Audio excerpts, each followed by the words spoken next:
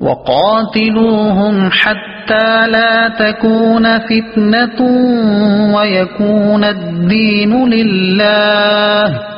فإن انتهوا فلا عدوان إلا على الظالمين۔ ترجمہ، اور ان سے لڑتے رہو یہاں تک کہ کوئی فتنہ نہ رہے اور عبادت اللہ کے لیے ہو جائے، پھر اگر وہ باز آ جائیں تو صرف ظالموں پر سختی کی سزا باقی رہ جاتی ہے۔ حتى لا تكون فتنة، یہاں تک کہ فتنہ نہ رہے۔ تفسیر صراط الجنان میں ہے، عرب کے کافروں کے متعلق فرمایا گیا کہ ان سے تب تک لڑو کہ ان کا فتنہ یعنی شرک ختم ہو جائے اور ان کا دین بھی دین اسلام ہو جائے اور سرزمین عرب پر صرف ایک اللہ کی عبادت ہو۔ لہٰذا اگر وہ کفر و باطل پرستی سے باز آ جاتے ہیں تو پھر ان پر کوئی سختی نہیں کی جائے گی۔ الشهر الحرام بالشهر الحرام والحرمات قصاص فمن اعتدى عليكم فاعتدوا عليه بمثل ما اعتدى عليكم واتقوا الله واعلموا أن الله مع المتقين۔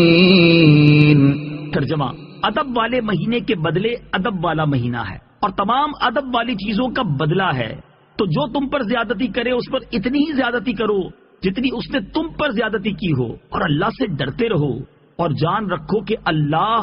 ڈرنے والوں کے ساتھ ہے۔ الشہر الحرام بالشہر الحرام، ادب والے مہینے کے بدلے ادب والا مہینہ ہے۔ تفسیر صراط الجنان میں ہے، مسلمانوں کو چونکہ حرمت والے مہینوں میں لڑنا نہایت بھاری لگ رہا تھا، اس لیے ان کی مزید تسلی کے لیے اللہ تعالیٰ نے فرمایا یہ حرمت والے مہینے میں جنگ کی اجازت اللہ تعالیٰ کی طرف سے ہے، اور یہ اجازت کفار کی طرف سے حرمت پامال کرنے کی وجہ سے دی گئی ہے۔ انہوں نے تمہیں عمرہ کرنے اور مکہ مکرمہ میں داخل ہونے سے روکا، لہٰذا اب اگر تم ان سے لڑتے ہو اور ان کا خون بہاتے ہو تو یہ حرم اور ماہ حرام کی بے حرمتی نہیں ہوگی، کیونکہ یہ اللہ تعالیٰ کی طرف سے اجازت کے ساتھ ہوگا، اور یہ سب لڑائی اصل میں حرمتوں کا بدلہ ہوگا، یعنی کافروں کا حرمت والے مہینے میں فتنہ و فساد کرنا حرمتوں کو پامال کرنا ہے، اور تمہارا جواب دینا اصل میں حرمتوں کا بدلہ لینا ہے، نہ کہ حرمتوں کو پامال کرنا۔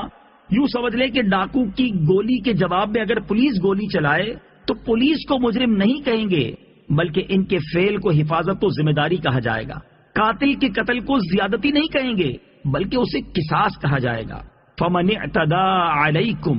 تو جو تم پر زیادتی کرے۔ تفسیر صراط الجنان میں ہے، کافر مسلمانوں پر ظلم و ستم ڈھاتے رہے، شروع اسلام میں دن رات صبح و شام ہر وقت مسلمانوں کو ستانے میں لگے رہے، کسی کو شہید کیا، کسی کو تپتی ریت پر گھسیٹا، کسی کو انگاروں پر لٹایا، کسی کو کوڑے مارے، کسی کا راہ چلتے مذاق اڑایا، مسلمانوں کو ان کے گھروں سے ہجرت پر مجبور کر دیا، ان کے کاروبار ختم کر دیے، انہیں ان کے رشتہ داروں سے جدا کر دیا۔ ان تمام واقعات کی تلخیاں مسلمانوں کے دلوں میں موجود تھیں۔ اب جبکہ مسلمانوں کو بدلہ لینے کا موقع مل رہا تھا تو اس بات کا امکان تھا کہ مسلمان بھی بدلہ لینے میں اپنے جذبہ انتقام کو بھرپور طریقے سے پورا کرتے اور بدلہ لینے میں حد سے بڑھ جاتے، لیکن اللہ تعالیٰ نے اس سے پہلے ہی مسلمانوں کو سمجھا دیا